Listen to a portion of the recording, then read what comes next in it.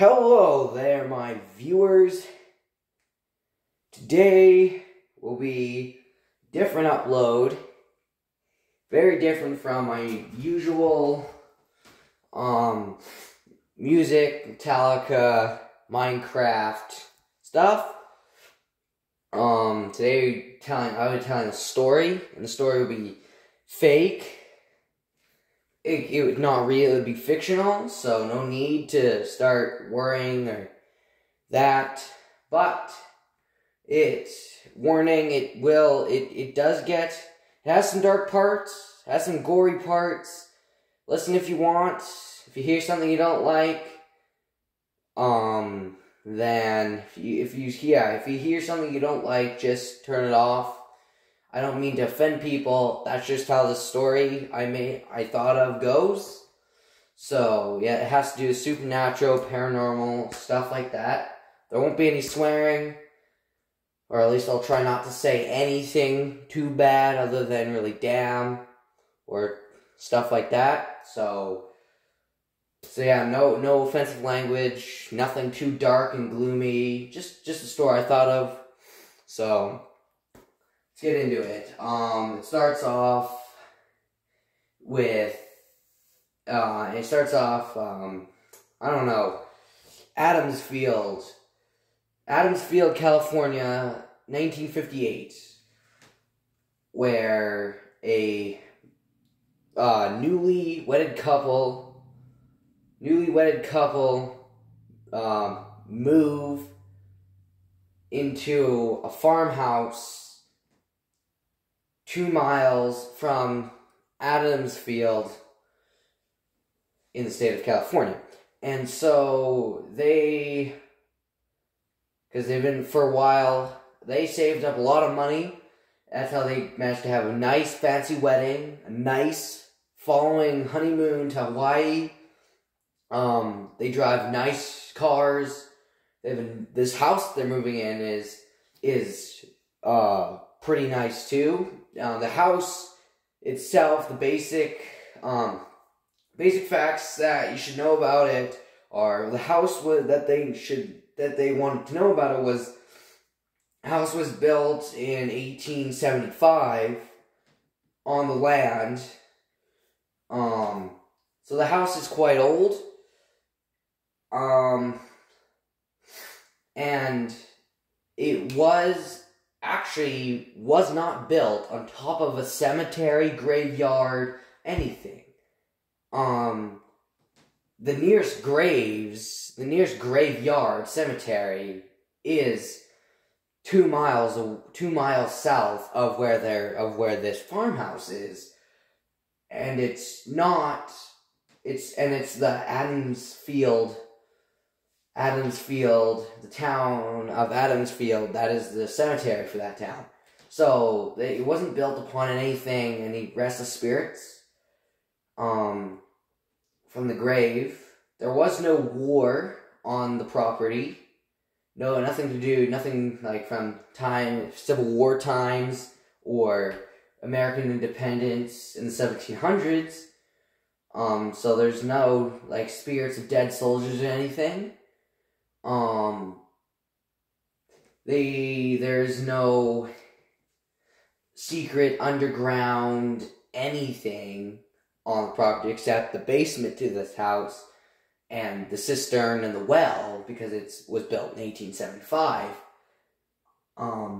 The people, previous generations and farmers who had lived there was no murders, no suicides, no robbers or burglars or any type of crime at the house. The house was used for farming, for housing people. It was nothing to do with the slave trade or any of that. So the house is perfectly clean. Its history is perfectly clean.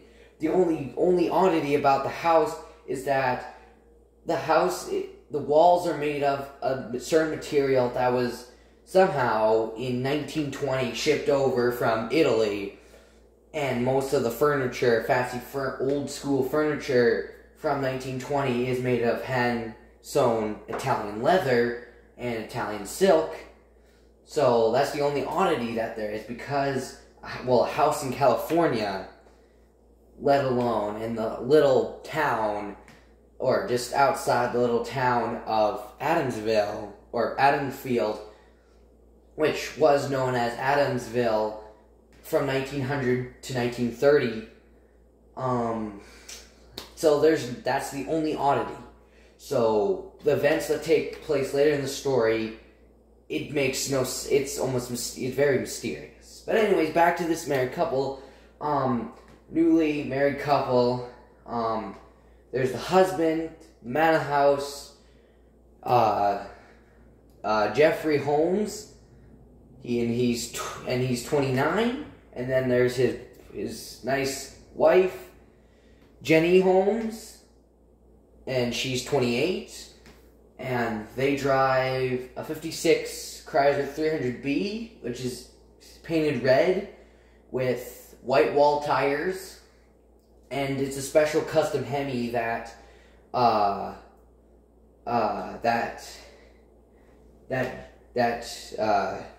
Jeffrey built with his dad,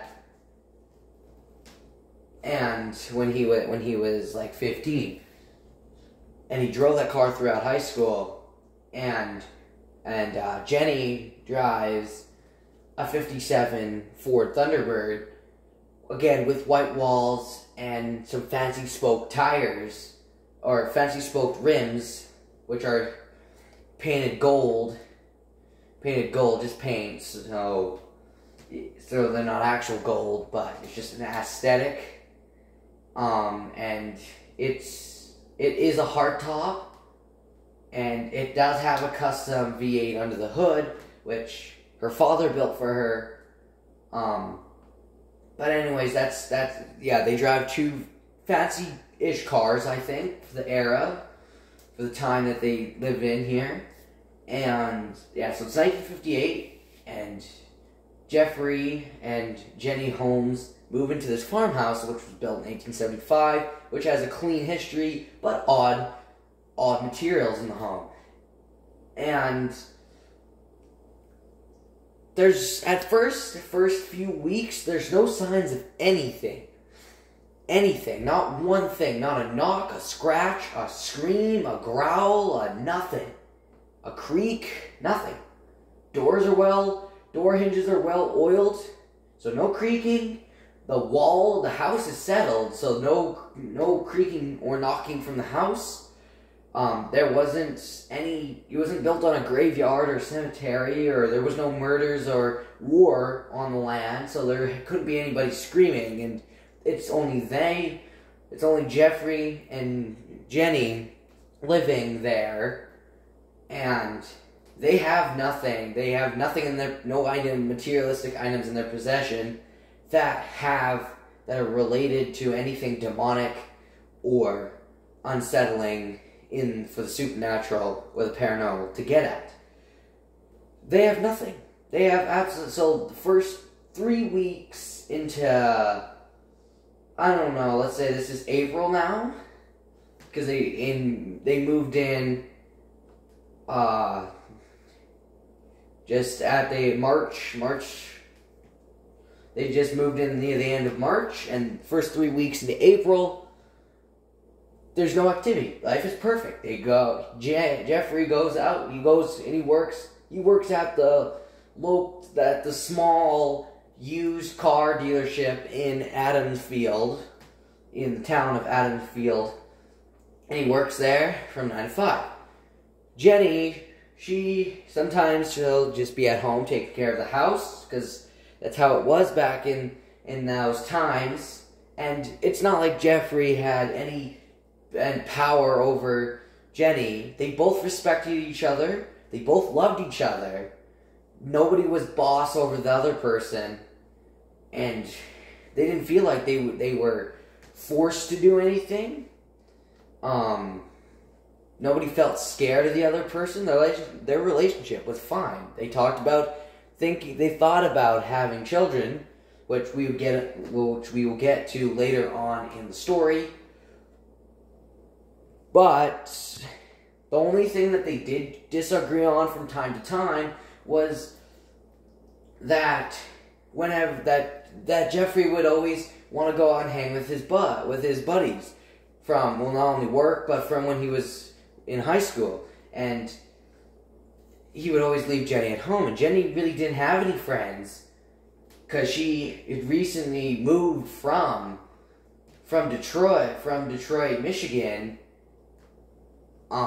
when she was in grade 11, and so she left all that behind, and she came to California with her family, and her family's quite wealthy. That's how her dad managed to build a nice, powerful, big engine and place it in her 57 T-Bird.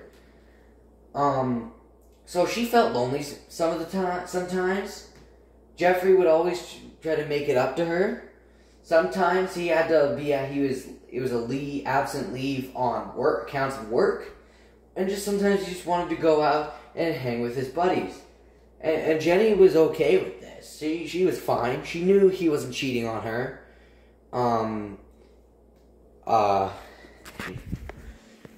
She was fine with it. She didn't complain about it too much. She brought it up a few times. But it's not like she had an actual real problem with it. So there was never that. So then anyways, their third week of April, already in their new farmhouse, and Jenny, one day when Jeffrey is,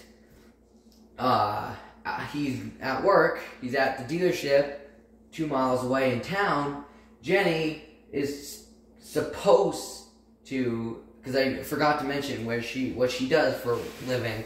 She does, like, sell women clothes and stuff like that, and occasionally helps farmers move baskets of fruit and that at the local market.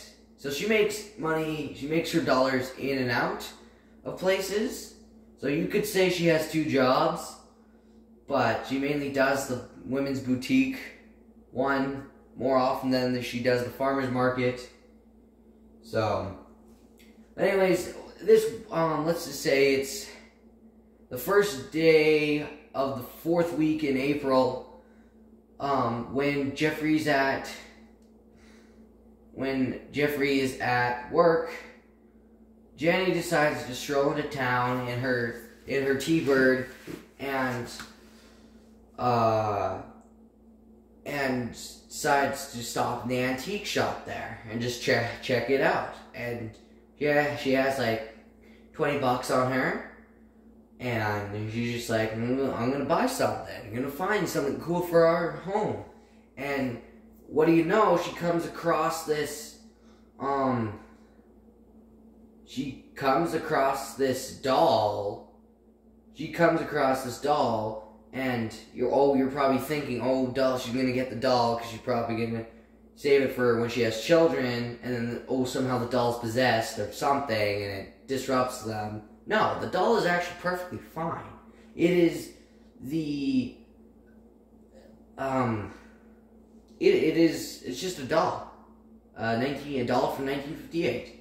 And she glances at it, she looks at it, she says, like, if I ever have a daughter one day, or just children in general, I could save this for them.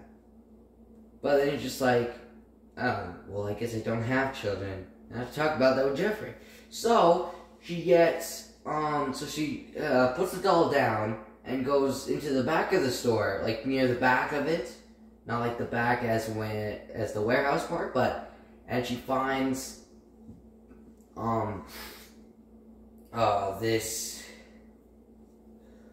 old-looking cross, like a religious cross, with Jesus Christ nailed to it, like it's in a thing of a wooden figure nailed to the cross, and the detail is quite there, which is pretty cool. And she's like, interesting.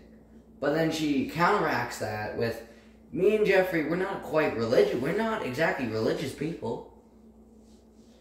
We pray once or twice a week, but we don't really need a cross. And so that you might want to, that viewers, you might want to remember for later. So when she moves, she's seen a doll, she moves past the doll. She's seen a cross, she moves past the cross. Then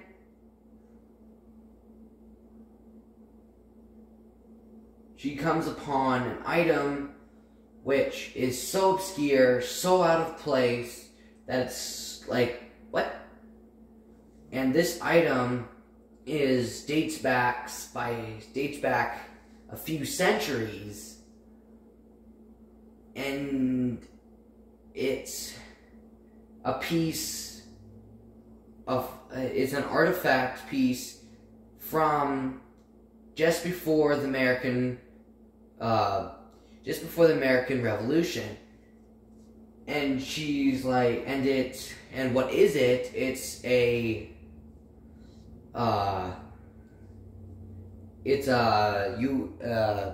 U.S. cavalry. It's a set of unopened or unused U.S. cavalry jacket buttons, and she thinks, it's like, wow, that's quite odd. Like, it's quite odd to see buttons that weren't used, and it's like, and it's just out of place. And so she decides, well, I'll buy that. And so then making her way back towards the counter, and she spots another item, which is also out of place, which is weirdly enough, the keys, like, a jar of, like, metal objects, specifically a lot of keys, a lot of skeleton keys, for, like, old style doors and that from that era, and a lot of skeleton keys, basically keys, a lot of metal keys and other little metal trinkets. And so she buys the jar of keys, manages, and the U.S. cavalry jacket buttons, manages to negotiate it so she can get it all for $5. She's then down $5, and she has 15 left, and she decides to leave. So when she decides to leave the store, suddenly, randomly out of nowhere, she can't find her T-Bird, and she's just like, I swear, I parked it right here, in between that 30 Ford Coupe and that 47 Chevy pickup. And it's just, where did it go? And the funny thing is that she spends approximately 5 to 10 minutes looking for her car before she remembers in her mind, before it clicks in her mind, and she kind of embarrasses herself. Just, oh, yeah, Jeffrey said this morning that he was going to pick up, come and swap cars, give her the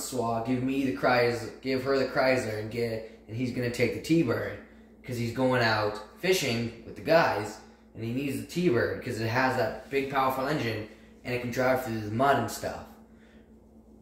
Which is unfortunate for the car, but it's just a car. And so she realizes, she walks down, like 2 blocks down, right in front of Sam the Butcher, in front of his cutlery, or his deli, I guess. And then she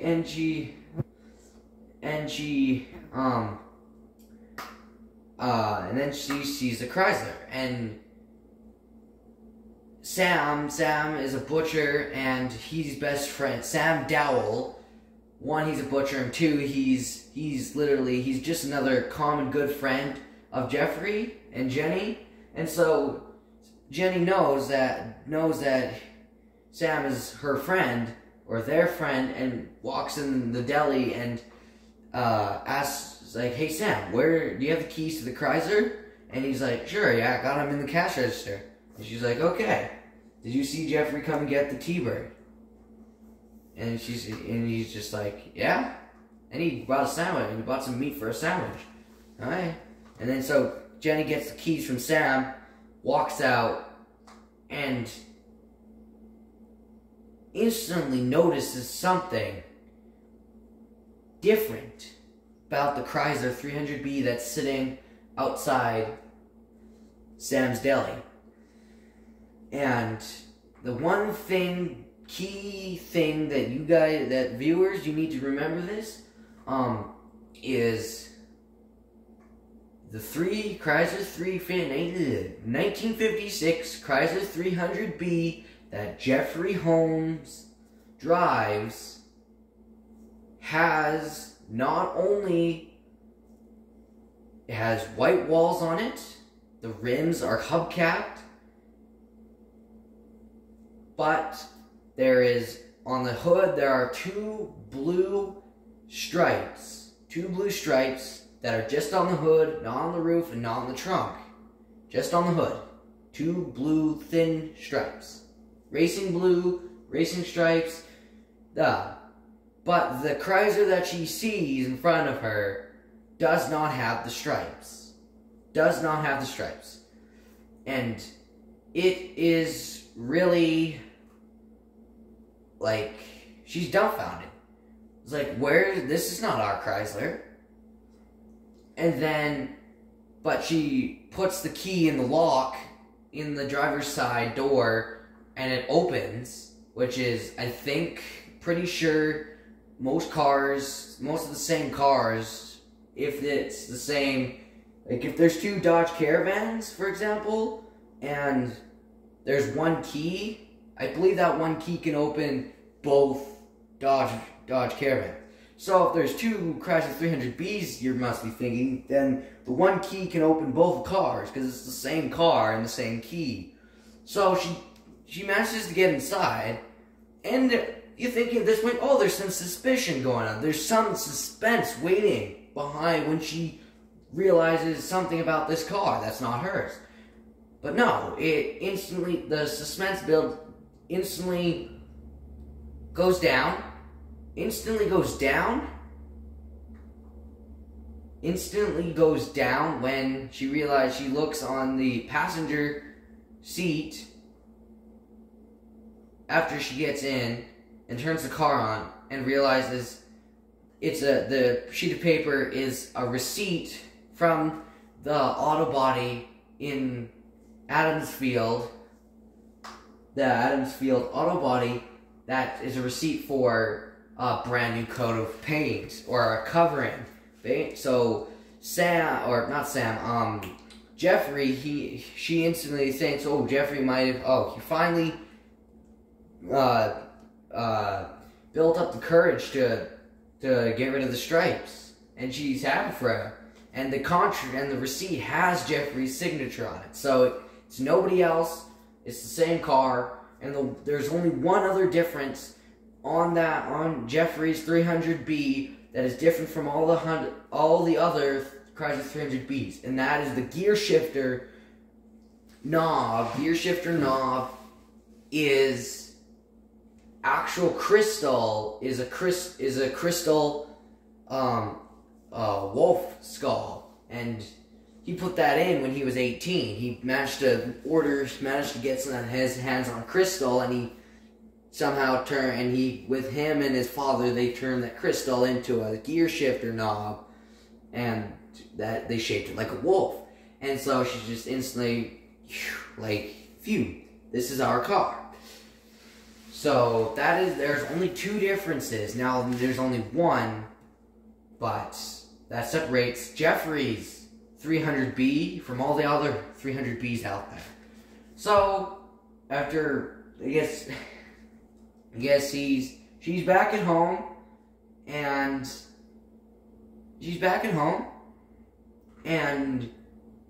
gets there, and there's two oddities already. One, the front door is unlocked, closed but unlocked, and she certainly remembers locking the door before she left.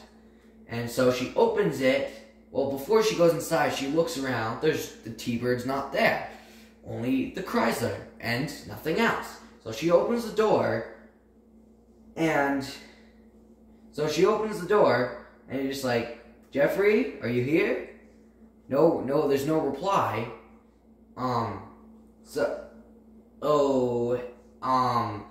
She then realizes, well, the main closet's open, and that's where they keep all their jackets, Jeffrey's fishing gear, her gardening stuff, and all that. And so she realizes that's open, and Jeffrey's fishing stuff is gone, and she realized, oh, silly Jeffrey, he came in, he unlocked the door, he got his stuff, and he left, and he forgot to lock the door. Maybe he was leaving it unlocked for me. Who knows? So a little bit of suspense for the first part, and then it doesn't really kick up until 2 years later, in 1961, where stuff gets real. Like, real. Because over the past, and so in 1961, Jeffrey is then 31 years old, and Jenny is 30 years old. And the first odd thing that they hear is that generally at 9 p.m. every night,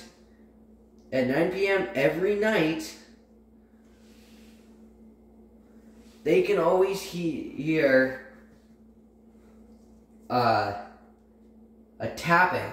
They can hear tapping right behind, like, it sounds like it's coming from, because they're sitting on the couch in their parlor, and they put the couch exactly against the wall, and so the wall that the couch is pushed back on, they hear like there's somebody or something tapping on the other side of the wall. On the other side of the wall is the kitchen.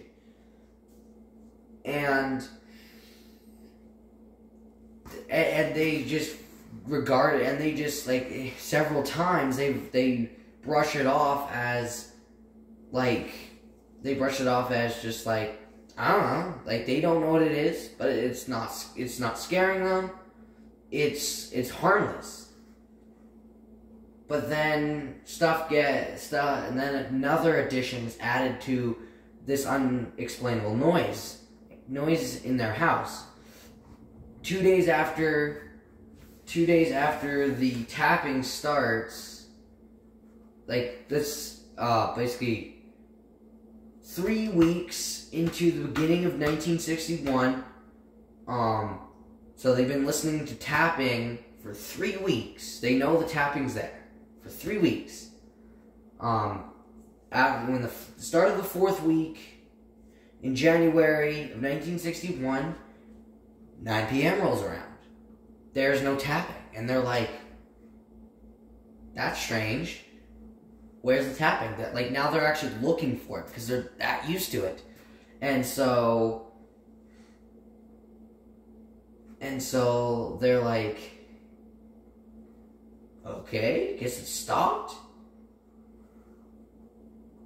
But they said that too soon, because then when 10 p.m. rolled around, there was a tap. There was 3 taps on the wall behind the couch, and then a knock at the back door.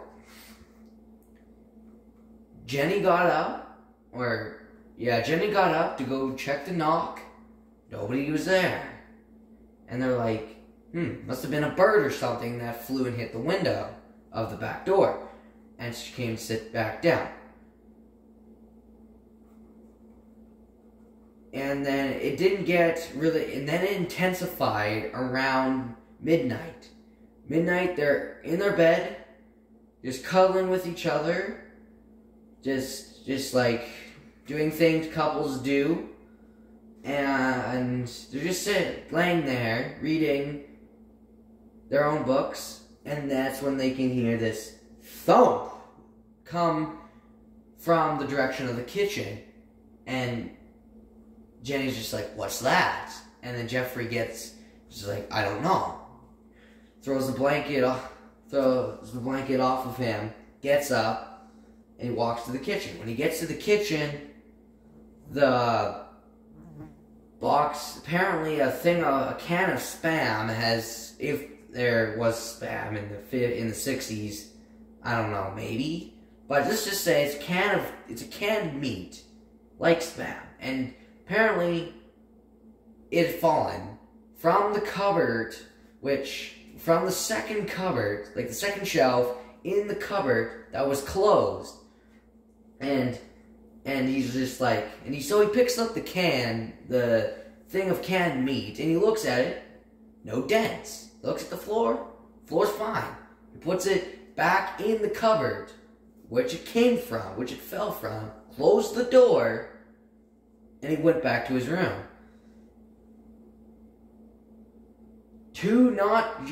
Literally 2 minutes later, the same thump. The canned meat, same can of canned meat from the same cupboard had fallen exactly the same way, the same direction, the same area that it did 2 minutes earlier. And he's just like, is the cabinet not hung up correctly? Is the door just not latching? So he gets up this time, and he's for 10 minutes investigating why this fell out the second time. And so he's like, the door latches fine. Cabinet itself is level. The shelf inside is level. And he's just like, dang, I can't explain this. So he puts the can on the counter, because he doesn't want it falling out a third time. And then he closes the cabinet door. He goes back to bed. Nothing happens. And they sleep the rest of the night. The next day, around 2 p.m. in the afternoon, Jenny's home by herself. Jeffrey's at work. Jenny's just sitting. Jenny's just sitting in the parlor, just watching her TV show, when suddenly she can hear she can hear 4 taps. Same wall behind the couch. 2, she hears a scratching like a cat or a dog would, very lightly, at the back door, but on the inside. And 3, she hears a dish break. And so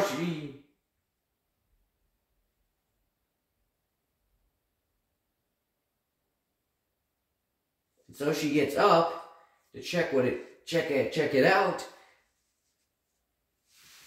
The taps, she understands the taps. She doesn't know where it comes from. She just goes along with it. The scratching, though, she said fine. She just like the knock. She doesn't understand. Could have been a bird, could have been something. Could have been a rat, for all she knows. But the most thing that got her, that kind of made her jump, was the broken dish. And it was a plate. And it was a plate from a set of 5. And now it was a set of 4. And she's just like, and it was sitting on the counter. Same counter where the canned meat was a few hours ago. Before Jeffrey put it back in the cabinet. Before he left for work. And she's just like, is this counter not level? So she tests if the counter's level. The counter's pretty level, because even the ping pong ball that she tries it with does not roll off. It's how level the counter is.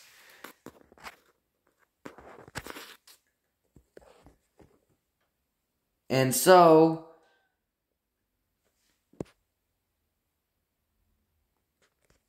she just can't explain it. So she cleans the mess up, she goes sit down, waits for like 3 more hours. Jeffrey comes home, and then they just sit there and wait. 9 p.m. rolls its ugly face around. They don't, no tapping, no scratching, no knocking, no dishes falling and breaking, no canned anything falling out of cupboards. Silence. 10 p.m. rolls around.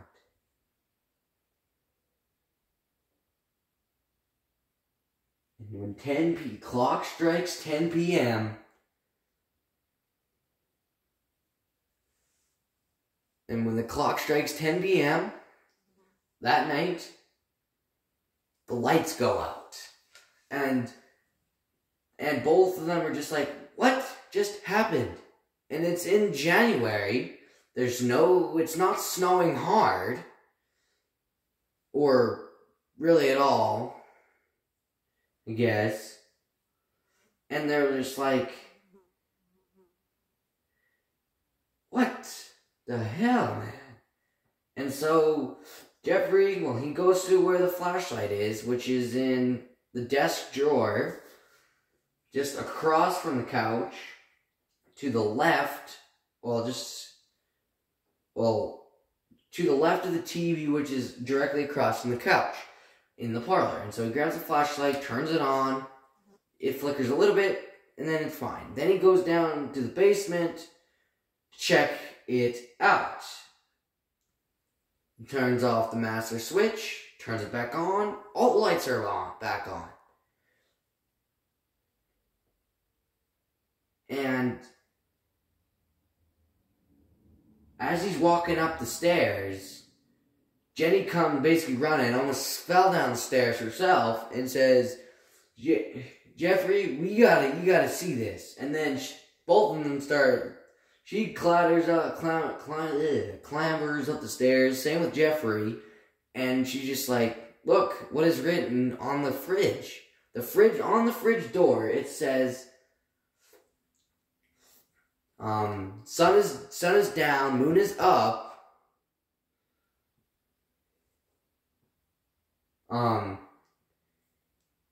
Here comes the spirits, and eventually the devil to screw things up. It literally says that specifically on the fridge door. Written, like engraved in the door by some sort of tool, knife, or something in the metal. And Jenny's all freaked out, and Jeffrey's just like, what? He's in disbelief. So they realize they gotta change this. So they instantly the next morning, nothing happens for the rest of the night. So then instantly the next morning, which is like, I don't know, Saturday, I guess, or just it's a day off, not really a weekend, but a day off. And so Jeffrey and Jenny go into town to, well, not only call the electrician, but so then he can help them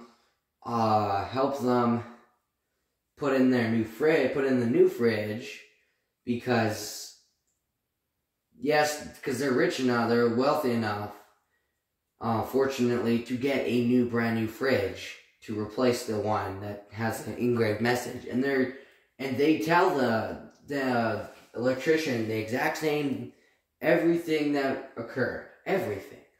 And the electrician can't explain it. And the only thing the electrician says is, well, contact a priest or somebody, because I don't know what to do. And so the electrician, he finishes the job, he leaves the farmhouse,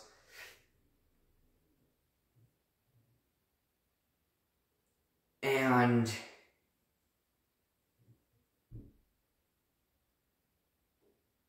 so he leaves the farmhouse, and then for the next few days, everything is settled. Everything's fine. It's not till last day in January, so January 30th, is when the real horrors began, basically. Began and end as soon as they began. It is exactly, and this is going by hour. I'm going off of this hour by hour, starting with it is 5 p.m. 5 p.m. 5 p.m. And Jeffrey walks in the door of the farmhouse, so he's back home. At 6 p.m., they're finished eating and Jenny cleaned the kitchen. At 7 p.m., they sit down and watch their daily or their nightly programs. At 8 p.m. is when the tapping starts an hour early. Same repetitive thing every like 4 minutes. And they're just like, they don't care at this point because they don't know what it is and they just bother to ignore it because it's harmless.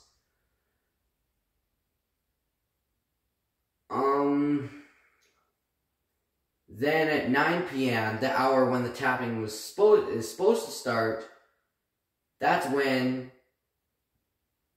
every 5 minutes they can hear, both Jeffrey and Jenny can hear scratching coming from the bathroom. And every 5 minutes one of the two is getting up and checking the bathroom. There's nothing there. At 10 p.m.,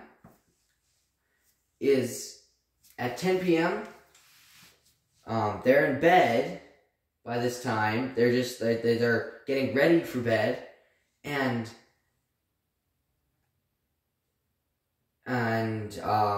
that's when they hear, well, a thump coming from the kitchen. Sure enough, Jeffrey goes out there, and another can of canned meat is on the floor from the cupboard, the exact same cupboard.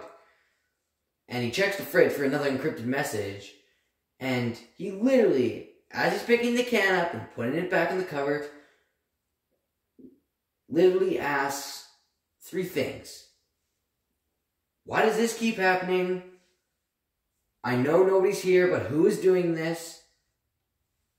And if you can, please put a message on the fridge, will ya? And so he gets back to bed. Now we're going by 30-minute intervals. At 10:30 p.m., they hear a window break. And they generally instantly freak out. Jeffrey, he keeps a knife in it. He keeps an emergency knife and flashlight in his nightstand. He has a knife because it's just a tactical thing to carry around.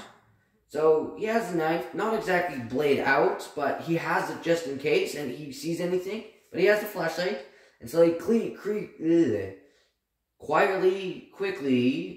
creeps out the bedroom in the heater, and then he looks in the bathroom.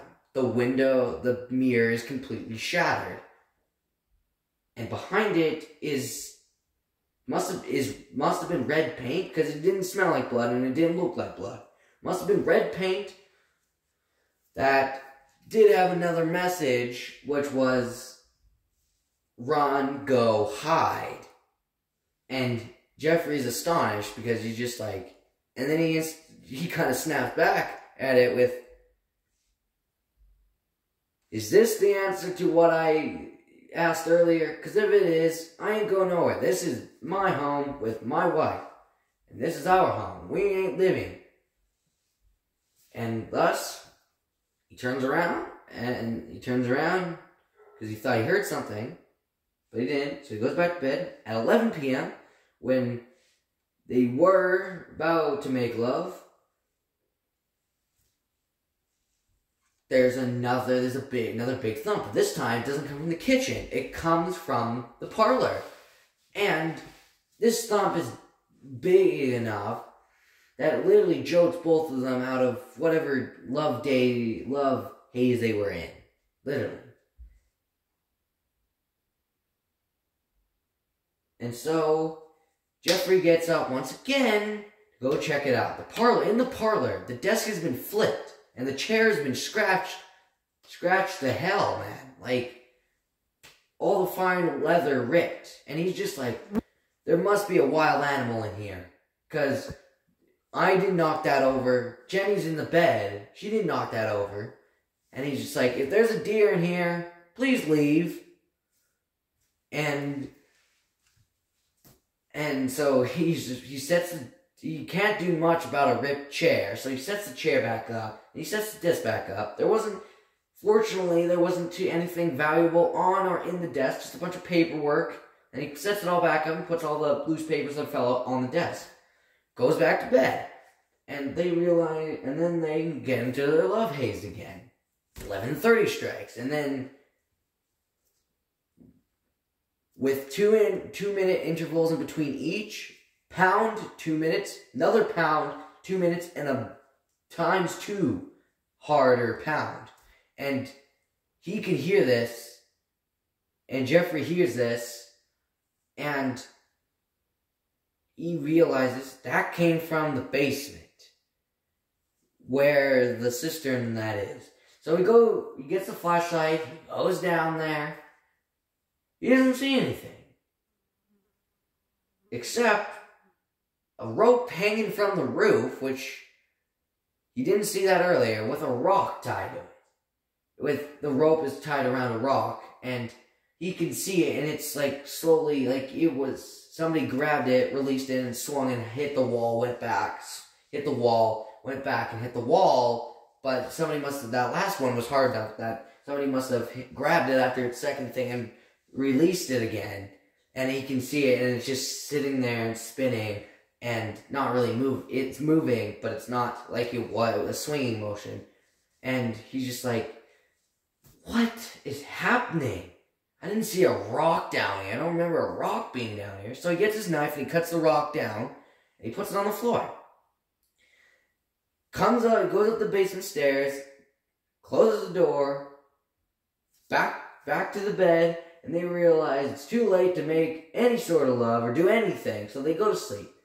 12 p.m. rolls around, and sure enough,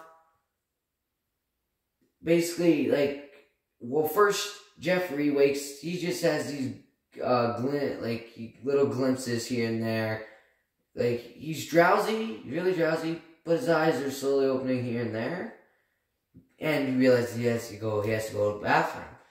But as he's opening his eyes and rubbing them so he can actually see, not trip on the way to the bathroom, you can hear dishes being smashed from the kitchen. So he's just like, and as soon as he realizes he can hear a pot hit the kitchen wall, his eyes jolt open, he gets up, flashlight. Jenny's still asleep, deep sleep, thankfully. He gets the flashlight and he gets the knife. He actually puts the blade out this time. And he goes out there with the flashlight and the knife, and he's just like, okay, before he enters the kitchen, he says, okay, whoever is here, seriously, stop. I am going to take you down only in self-defense if you dare try to attack me. But I will call the cops, and they will deal with you. Because I'm sick, I'm tired of waking up to noises. So he comes to the kitchen, and so what he sees is astonishing, absolutely astonishing. Nobody there, and yet all the cabinets that have doors on, not only doors on them, but dishes inside of them, all the cabinet doors are open, and all the ones with dishes, the dishes are being taken out, levitating out of the cupboard to a level and just thrown at the wall. And this is happening as he's standing there in the doorway of the kitchen, and he's just like, what is happening? Am I going crazy? And so one dish, as it's levitating out of the cupboard, about to be thrown against the wall and meet its demise, he grabs it, and then he can hear a hiss, and he feels like something not only grabbed, but then scratched his hand, and he sees marks that, like, little claws or something would have got his hand, and he's just like, whoa, what is in here? And then so the plate that he just grabbed, that he was kind of assaulted to not grab the plate, as a sign to please don't grab the plate, but please don't interfere in what I'm doing, it's thrown against the wall, and then the pieces are somehow reshaped in levitating midair, and then this shadowy like figure appears when the moon casts light through the darkened kitchen window, and Jeffrey's just like, it's like, whoa. He's terrified. He's somewhat terrified, but he's somewhat brave too. And he looks at it in astonishment and just like, the eyes aren't exactly like death red, but they are a little bit red. And he can see the shadow figure has this horns-shaped cloud mist horns, and one or two teeth are showing, are flashed, and the hands look like they're claws, basically. Claws made of mist and cloud. And he can see whatever it is, it smiles as it throws the plate in his direction. He moves out of the way, and the plate behind it, and it smashes into the wall behind him. Jenny is still asleep at this point. It is then, and he's standing there. It's been like 30 minutes since he's checked on it. 12:30 p.m. He closes it. The dishes stop moving. There's piles of broken glass everywhere. Closes all the cupboards, and he realizes he has to stay away, or crap's gonna start happening. And so he stays awake. He just sits in the parlor awake, watching with the TV on, and every time it seems, and then he feels this, and it's 12:35 at this point. 12. And then apparently, to him, it felt like he fell asleep for 5 minutes. And then at 12:40, the scariest thing that he felt so far, something grabbed his ankles from under the couch. Something grabbed his ankles. And he's just like, and something had a grip. It was very tight. And he's just like, holy crap. Whatever it is, stop it. And so he gets up off the couch, all jolted and jumpy, and he looks under the couch, and he sees nothing but the same mist he saw in the kitchen, and no eyes. And he's just like, hello? As he's speaking into the thing, he can then hear the thump. 2 minutes, thump.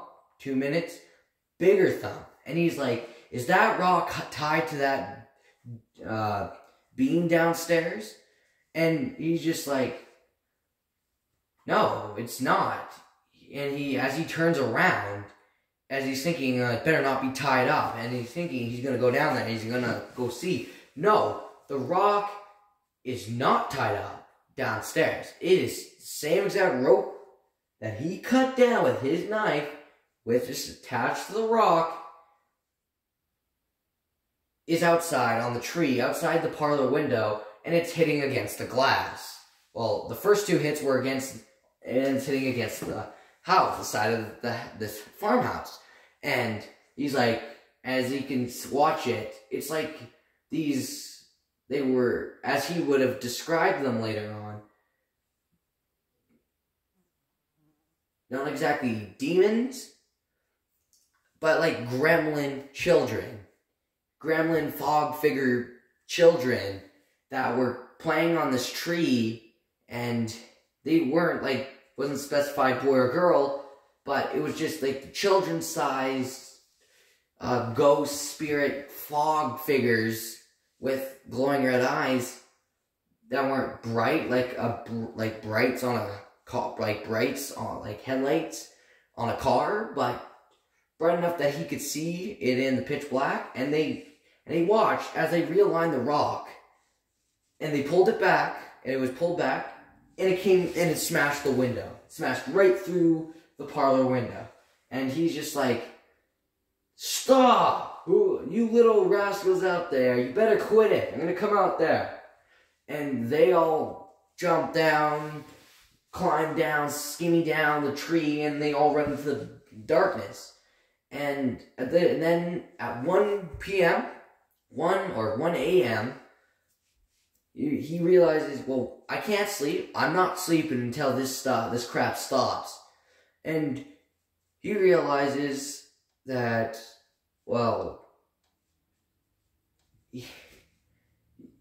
so far he has a bunch of broken plates. He observes the damage. One broken window, 100 some broken dishes. Jenny's still sleeping, which is amazing, which is absolutely amazing. And it's just like, wow. And so he gets, and so he just sits in this chair, he's not sitting on the couch, and he's not sitting on the ripped desk chair. He sits on the other recliner chair, and from 1:10 p.m. to 3:59 p.m., he can hear constant scratching, knocking, tapping, banging, thumping, more dishes being broken, and he just like, as soon as it's 4 a.m., he jolts awake, and he's just like, stopped. The house was silent. So he gets up, and he's like, finally, I can sleep. So he goes to the bedroom. As he's walking down the hall, he can only hear the sound of his own thoughts, his own breath, and his own footsteps on the creaky floorboards. And so he walks into the bedroom, and it's dark. There's like, the lights are off. The moon is behind the clouds, so there's very visible light. He closes the curtains because he doesn't want to see any of that crap. He closes the door, and he locks that door. He locks his bedroom door. He flips over the blankets, gets in bed. Jenny's still somehow asleep. And that's when he realizes, he feels something. It's just like, he lays down, and he's facing towards Jenny, and he gets the whiff of blood. And that in an instant moment, 4:05 a.m., the fastest he's ever moved in his life, flips through it. He doesn't even flip the blanket, he just rolls off the bed. Roll, jump, whatever, off the bed so fast. Somehow, to the light, flip the light switch on so fast. Because he realized Jenny is dead. Jenny has died. There is blood all over the bed. Her side of the blanket is soaked. She's soaked. Her pillow is soaked. And he's like, holy crap. He can't process it. He doesn't know whether to cry, to yell for help, to run. He doesn't know because he's that terrified.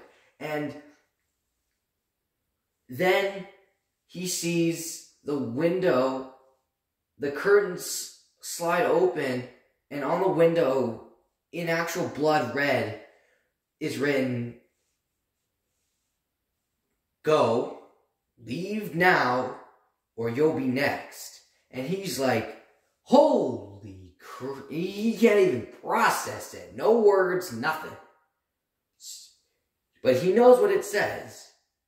And he can see, well, not only the several hundred, as he would describe it, several hundred pairs of glowing red eyes and flashing chrome teeth pointing at that.